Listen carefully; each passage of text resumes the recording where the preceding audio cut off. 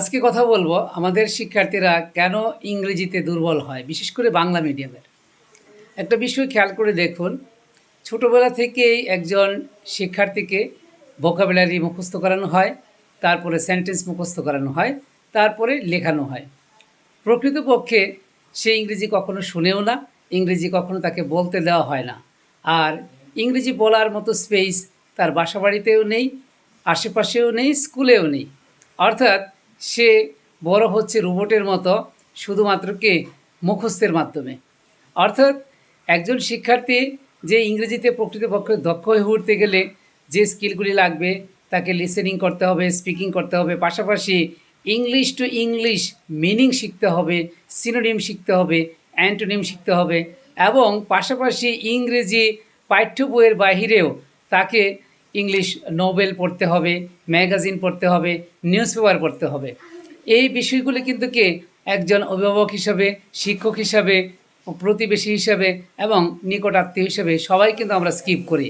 এবং আমাদের দেশের আমি দেখেছি যেটা, একজন শিক্ষার্থীকে তাকে সব সময় মেজারমেন্ট করা হয় সে কত নম্বর পেল সেটার মাধ্যমে, কখনোই তাকে কিন্তু কি তার স্কিলের মাধ্যমে মূল্যায়ন করা হয় না।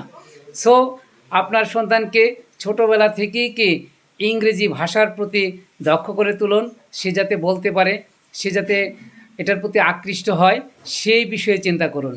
এবং সবচেয়ে দুঃখের বিষয় হলো কি, ইংরেজি বিষয়টাকে সবাই এবং সকল স্তরের লোকজনই কঠিনভাবে উপস্থাপন করে। অর্থাৎ একজন শিশু যখন ছোটোবেলা থেকে শিখে এবং তার কানে প্রথম ধ্বনিটাই আসে, ইংলিশ খুব কঠিন বিষয়, তুমি পারবে না, অনেক কঠিন, অনেক কঠিন, এবং টিচার হিসেবে বলে কঠিন। আর এই কঠিন শুনতে শুনতেই কিন্তু কি শিক্ষার্থীরা আর মাথায় সেটাকে কখনো সহজ করে নেয় না। যেহেতু আমি বিগত 6 থেকে 7 বছর যাবৎ ল্যাঙ্গুয়েজ ক্লাব খুলেছি, সেখানে কাজ করছি, সেখানে দেখছি, অর্থাৎ ওদেরকে সুযোগ দিলেই পারে।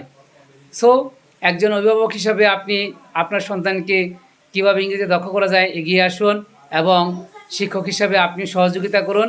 অর্থাৎ এভাবে আর চলতে দেওয়া যায় না, একটু সহযোগিতা করলেই দেখবেন ওরা ইংরেজিতে দক্ষ হয়ে উঠবে। ধন্যবাদ সবাইকে।